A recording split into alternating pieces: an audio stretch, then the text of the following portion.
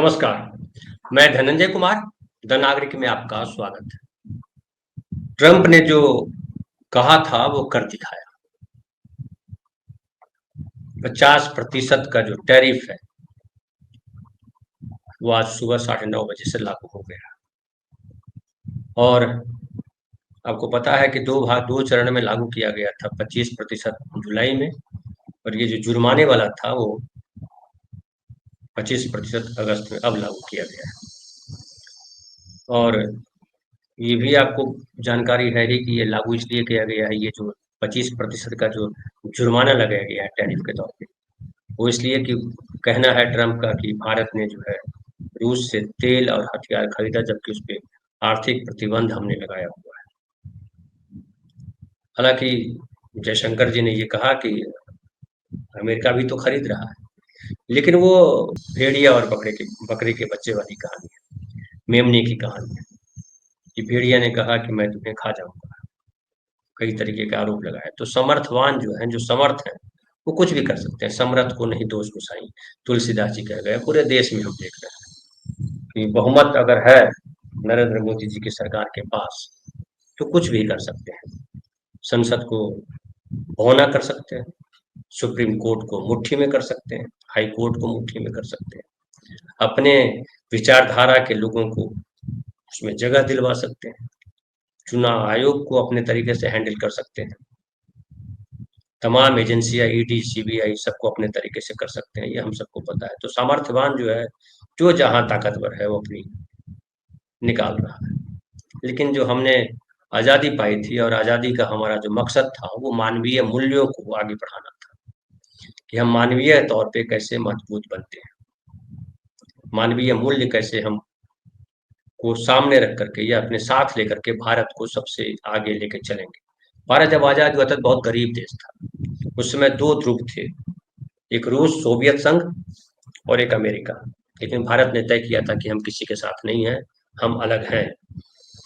और चला, 100 से ज्यादा देश हमारे साथ साथ आए।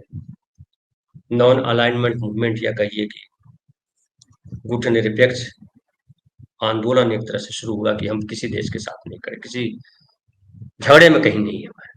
सबके साथ हमारे संबंध थे, किसी के साथ संबंध हमारे खराब नहीं थे। अमेरिका के साथ संबंध थे, रसिया के साथ, सोवियत संघ के साथ संबंध थे, बाकी देशों के साथ संबंध थे। नरेंद्र मोदी जी जब आए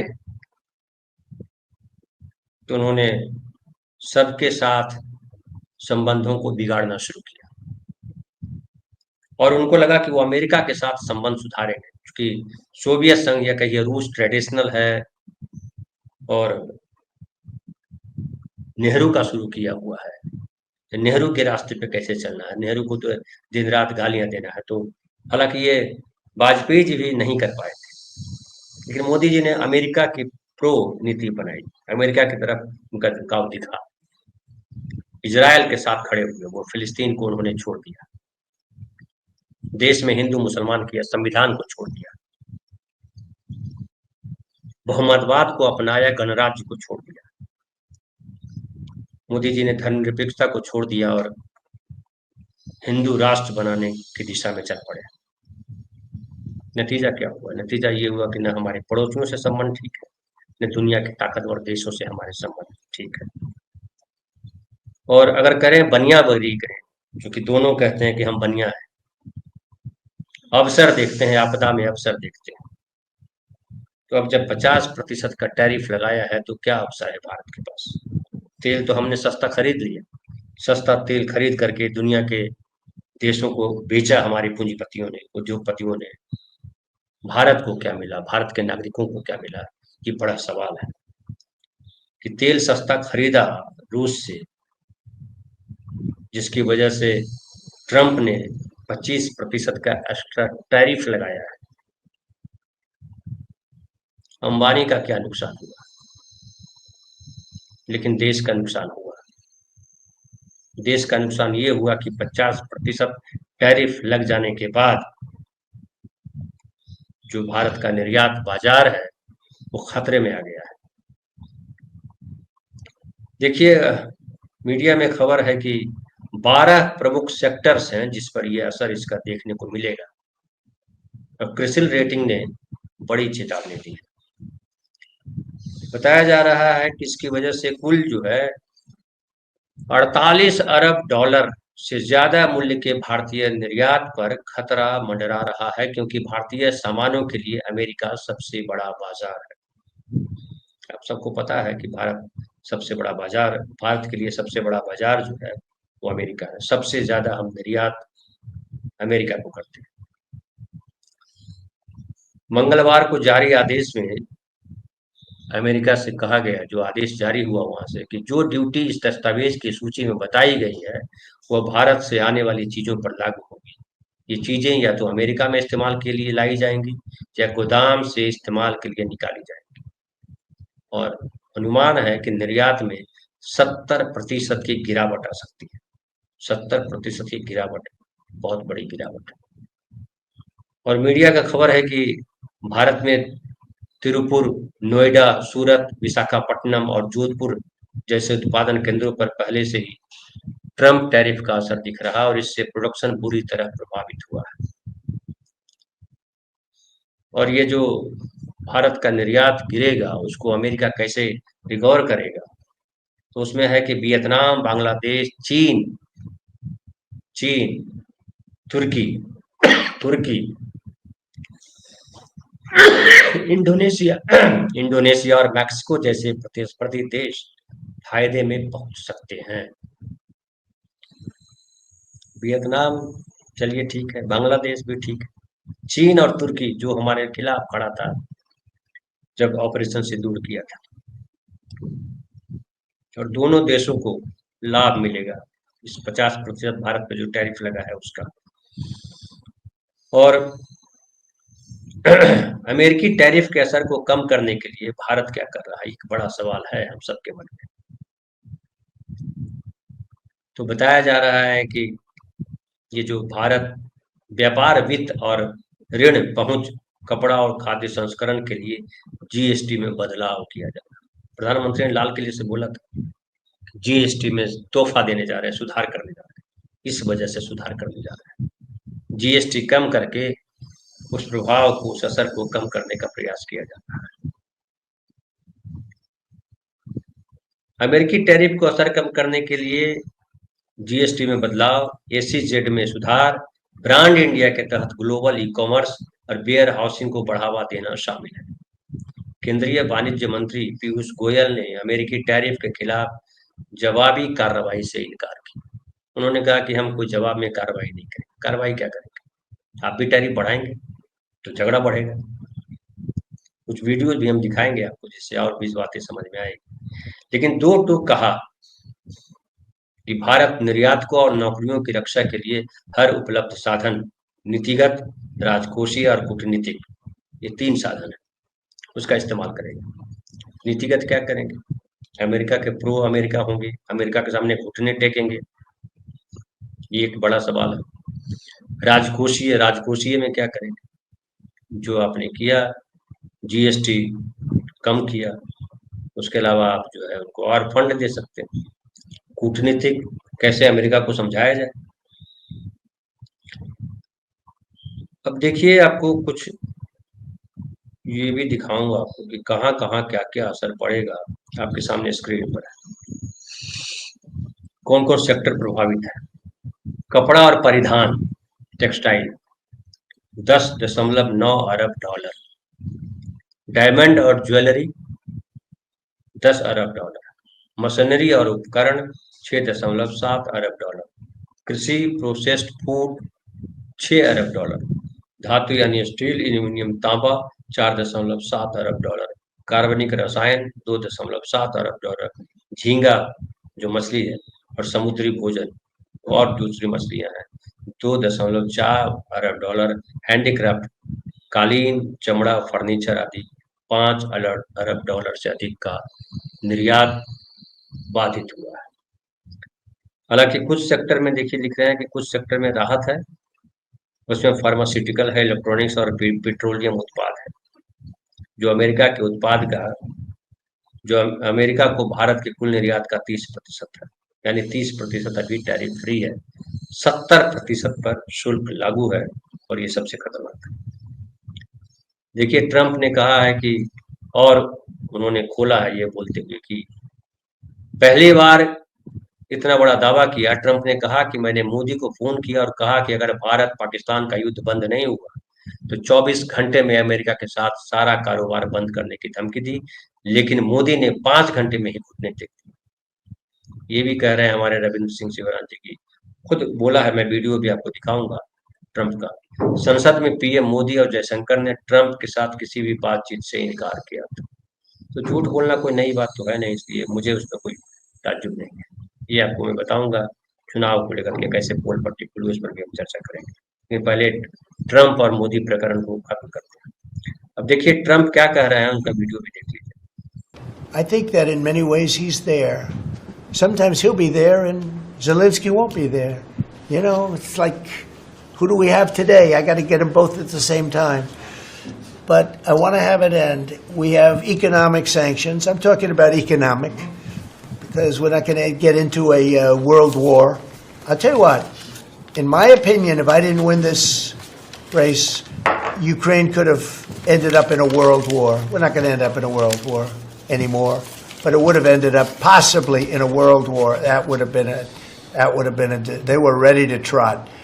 But just like India and Pakistan, we're going to end up in a nuclear war if I didn't stop them. You know, it's sort of strange. I saw they were fighting.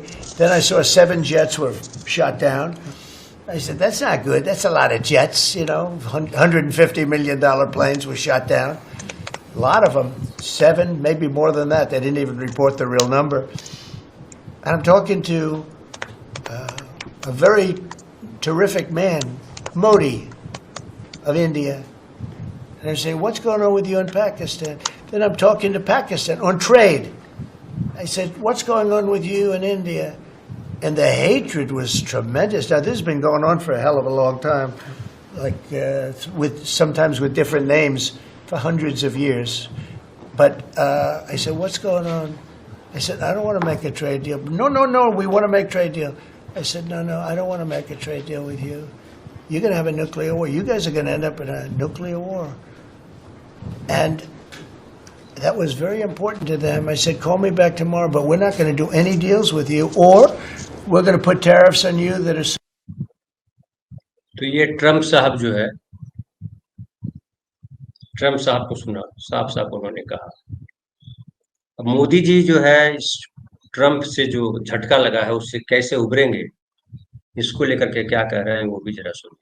थोड़ा सा video छोटा सा सुन लीजिए। हम सब आगे बढ़े, vocal for local बने, स्वदेशी, ये हमारा जीवन मंत्र बनना चाहिए दोस्तों। गर्व से स्वदेशी की तरफ चल पड़ो। और यहां जापान के द्वारा जो चीजें बन रही है ना, ये भी स्वदेशी है। मेरी स्वदेशी की व्याख्या बहुत सिंपल है। पैसा किसका लगता है उससे मुझे कोई लेना देना नहीं है।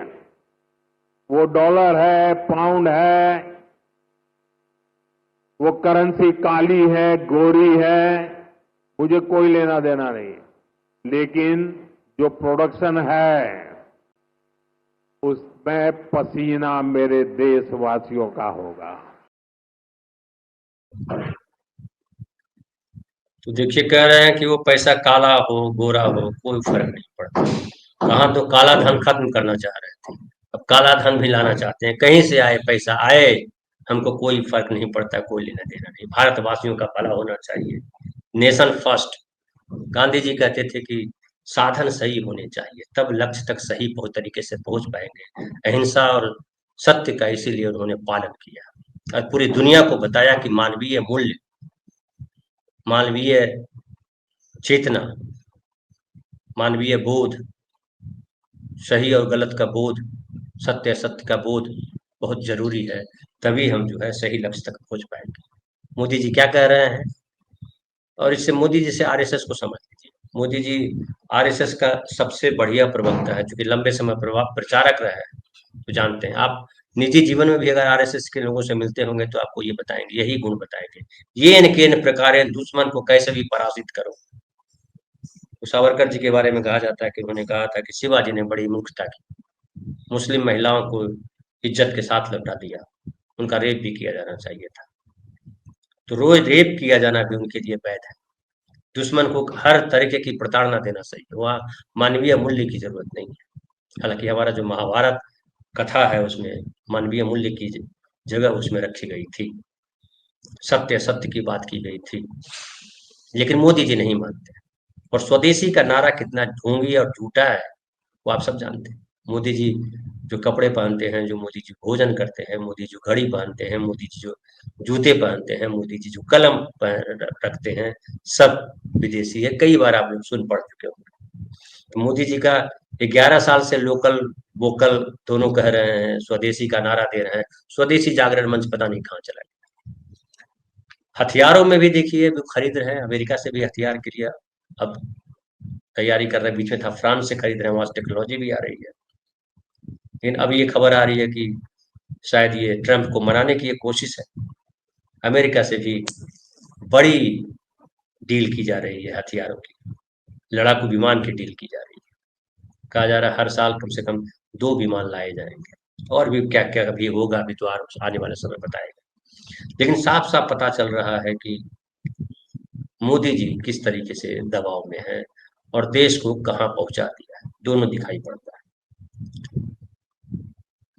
एक मैं वीडियो देख रहा था जिसमें गांव के एक आदमी ने कहा, राजीव रंजन जो न्यूज़ 24 के पत्रकार हैं वो बात कर रहे थे।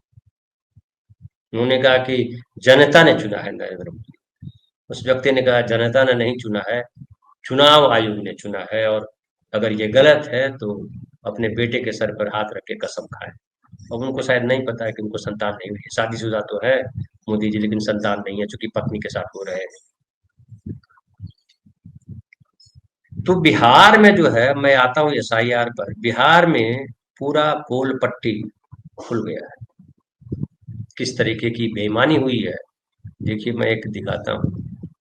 ये है, पत्रकार है नितिन सेठी जी, वो कह रहे हैं कि dear ECI, Election Commission of India, here is a list of 509 people, 509 लोगों की लिस्ट है registered as voters in one fictitious house number 39। 39 नंबर घर में इतने लोग, रहस्यमय, फिक्टिशियस रहस्यमय 39 नंबर घर पिपरा है। बिहार में एक जगह है पिपरा, वहां है। And we have records of 80,000 voters like these bundled into fictitious and dubious, dubious addresses in just 3 constituency, 3 विधानसभा क्षेत्र की बात कर रहे हैं। This is not a one-off mistake. This is a systematic failure having. This is a systematic failure leaving a gaping hole of possible fraud. साफ साफ लिख रहा है कि फ्रॉड करने की संभावना के तहत ये होल रखा गया है। ये केवल जो है सिस्टमेटिक फेलियर नहीं है।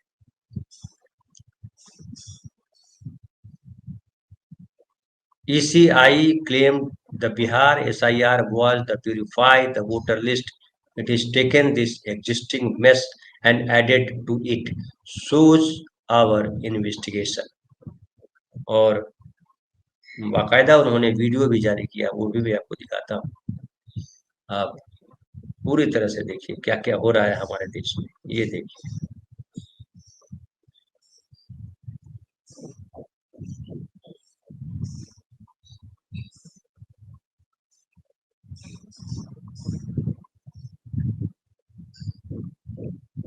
ये देखिए वो सारे नाम हैं जो पत्रकार महोदय ने, नितिन सेठी साहब ने दिखाया है कि किस तरीके से ये सारे, देखिए वो लिस्ट है ना, इतने सारे नाम, घर। तो ये जो है चुनाव आयोग लगातार कहता रहा कि वो प्योर बना रहा है, सुप्रीम कोर्ट में कहता रहा, सुप्रीम कोर्ट कह रही है, लेकिन चीख चीख करके बिहार कह रहा है कि चुनाव आयोग पूरा फ्रॉड कर रहा है। हर तरह, जितने तरीके की गड़बड़ी हो सकती है, तमाम गड़बड़ियां, मरे हुए लोग वोटर लिस्ट में हैं, जिंदा लोग वोटर लिस्ट में नहीं हैं कि मृत कर दिए गए, अनुपस्थित बता दिए गए, स्थानांतरित बता दिए गए। एक ही घर में 500-500, 300-300, 400-400 लोग हैं।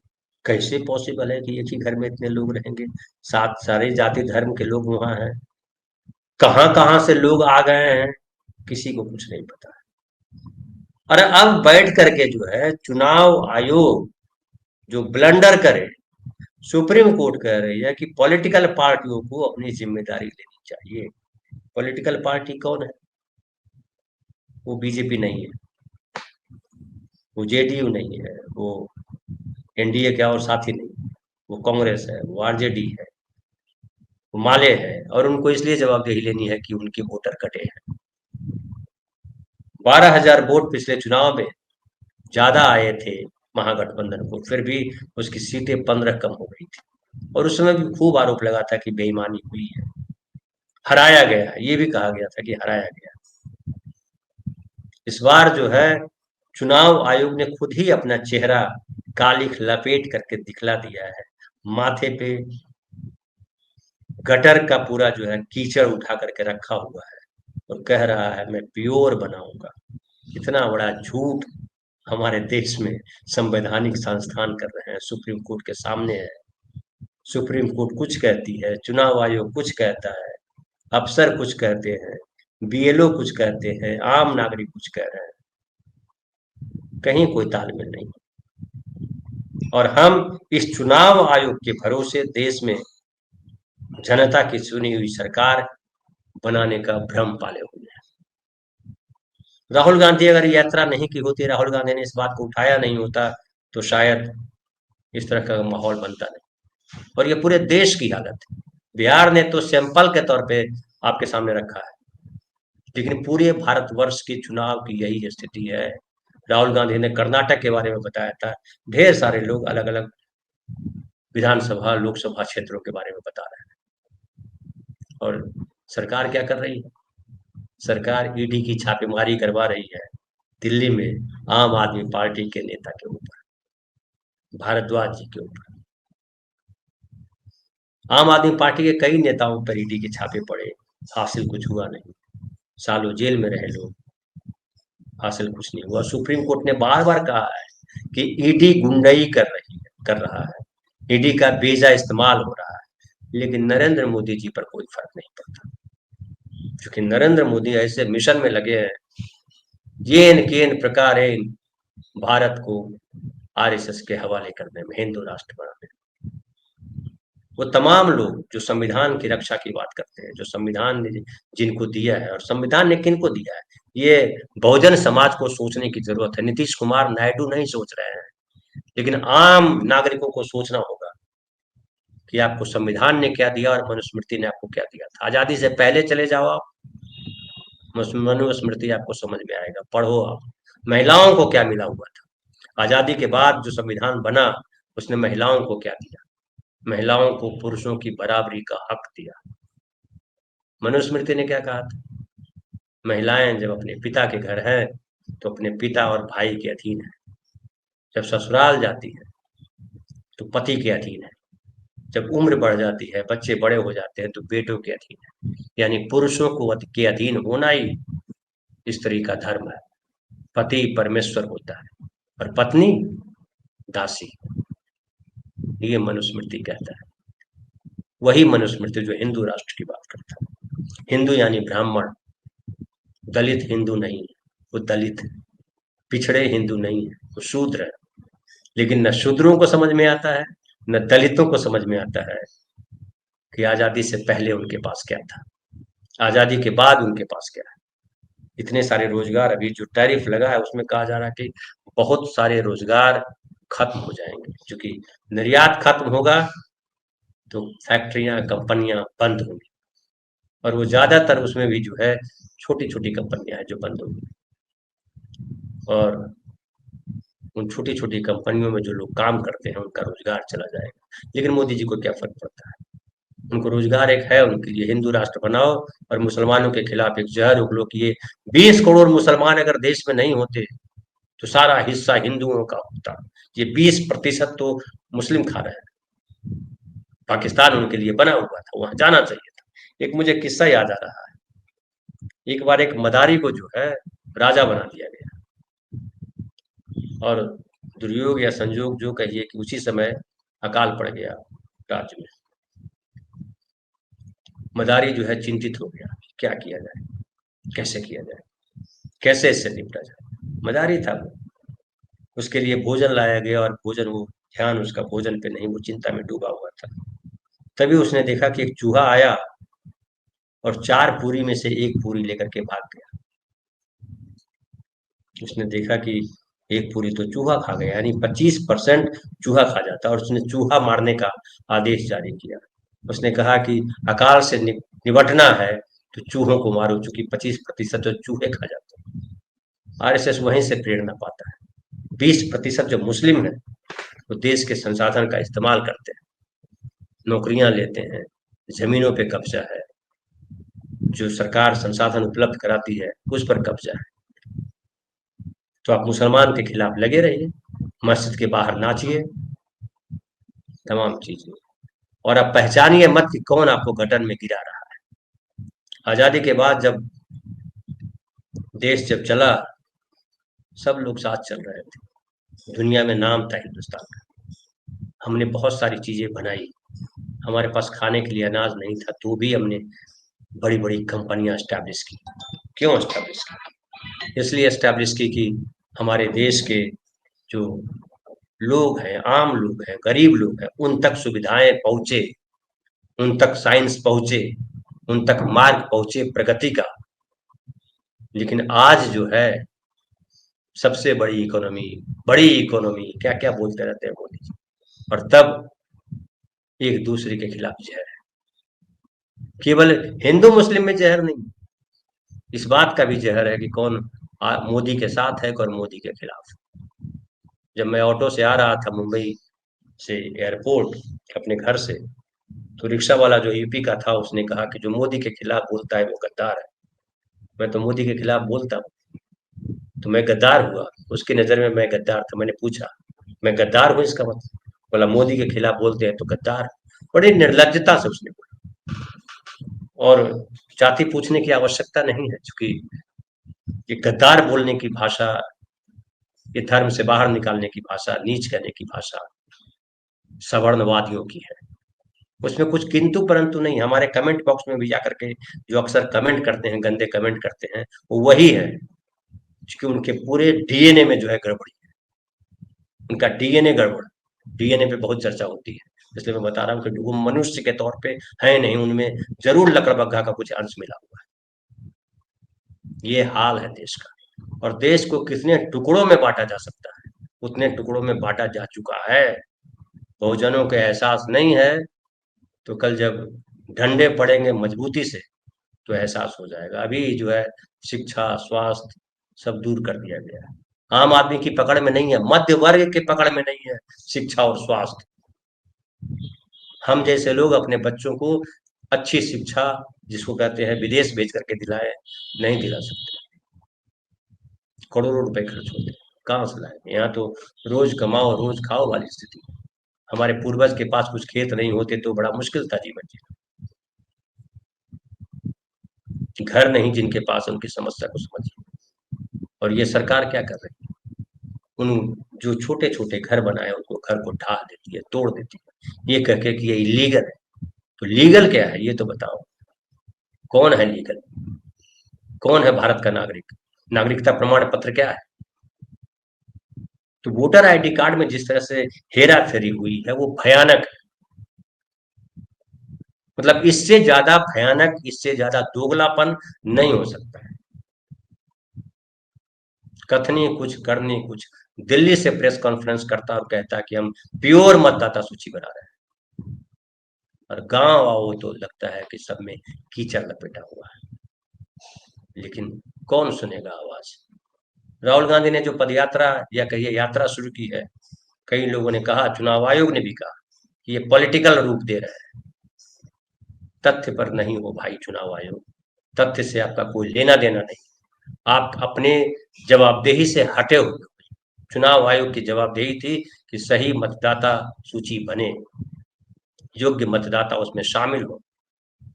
पॉलिटिकल स्टेटमेंट देना चुनाव कमिश्नर का काम नहीं था, लेकिन दिन रात ज्ञानेश कुमार गुप्ता पॉलिटिकल स्टेटमेंट देते हैं।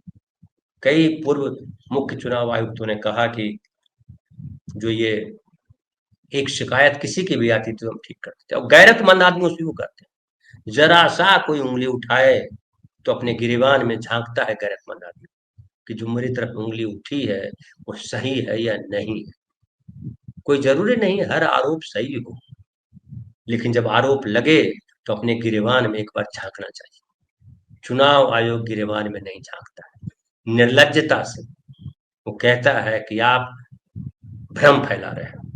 पूरा बिहार जो है, बिहार के नागरिक, कल मैंने जो वीडियो दिखाया था ललेंदर मोदी, वो ललेंदर मोदी जो है, बिहार में ललेंदर मोदी जो है, उनकी नीयत और नैतिकता और तमाम धूल धूसरित है, कीचड़ में करा रहा है, उनकी छवि करा रही है। नीतीश कुमार, जिनका वीडियो जो है खूब आपने देखा है कि वो मानसिक तौर पे स्वस्थ नहीं है, लेकिन उनके नाम पर चुनाव लड़ा जा रहा है, उनको आगे करके चुनाव लड़ा जा रहा है। और लग रहा है कि हम तो जीत नहीं पाएंगे, नीतीश कुमार के दम पर जीतेंगे, क्योंकि नीतीश कुमार के पास एक बड़ा वोट बैंक है महिलाओं का। महिलाओं को ले जाया गया था जीविका दीदी का, उनके काम के आधार पर। लेकिन अब खबर ये भी आ रही है कि नीतीश कुमार नेगोशिएशन कर रहा है, बोल रहे हैं इतने से कम सीट मैं नहीं लूंगा। तो स्थिति ये है कि पूरा का पूरा चुनाव और चुनाव आयोग मखौल है, मजाक है, पूरा तंत्र मजाक है। अभी पटना के हाई कोर्ट के जो जज हैं उनको सुप्रीम कोर्ट भेजा गया है, सिफारिश की गई कॉलेजियम के द्वारा, लेकिन नागरत्ना है उन्होंने विरोध किया है। 5 जजों में से 4 ने समर्थन किया है, नागरत्ना जी ने विरोध किया है और कहा कि हमारा विरोध दर्ज किया जाए, सुप्रीम कोर्ट की वेबसाइट पे डाला जाए कि यह आदमी कैसे होगा। और 31-33 तक जो है ये व्यक्ति जो पंचोली है वो वहाँ चीफ जस्टिस ऑफ इंडिया होंगे। तो किस तरीके से आरएसएस ने पैठ की है तमाम जगहों पर, बहुजनों को अगर नहीं दिखाई पड़ रहा, उनके नेताओं को नहीं दिखाई पड़ रहा, उनके नेताओं को दिखेगा नहीं, क्योंकि उनके नेता मजा मार रहा है। पूरा खानदान जो है वो सत्ता पे बैठा हुआ है, वो मांझी हो, चिराग पासवान हो, केशव प्रसाद मौर्य हो या और नेता। हमारे दोस्त हैं एक रतन लाल, बड़ा अच्छा बोलते हैं, वो कहते हैं कि अगर आपका अपना भाई भी भाजपा के सीट पे चुनाव, भाजपा के टिकट पे चुनाव लड़ रहा है तो आप उसका विरोध कीजिए, क्योंकि वो देश बर्बाद कर रहा है। जिस तरह से न्यायपालिका की हालत है, जिस तरह से ईडी सीबीआई की हालत है, जिस तरह से चुनाव आयोग की हालत है, जिस तरह से कानून व्यवस्था की हालत है, पुलिस प्रशासन की हालत है, क्या आपको लगता है कि देश का निर्माण हो रहा है?